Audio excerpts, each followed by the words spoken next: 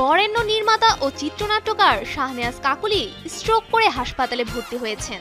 14 October রাতে তিনি অসুস্থ হয়ে পড়লে দ্রুত হাসপাতালে নেওয়া হয়। বিষয়টি সামাজিক যোগাযোগ মাধ্যমে নিশ্চিত করেছেন নির্মাতা অনিমেষ আইচ। জানা গেছে তিনি বর্তমানে রাজধানীর মহাখালীর একটি হাসপাতালে চিকিৎসকদের পর্যবেক্ষণে রয়েছেন।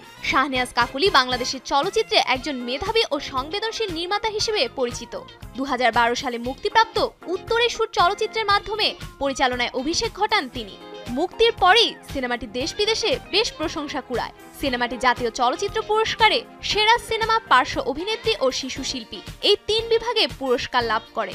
2015 সালে তার নদীজন সিনেমাটিও প্রশংসিত হয় এবং জিতে নেয় পুরস্কার। ব্যক্তি জীবনে অভিনেতা প্রাণ রায়ের স্ত্রী তিনি।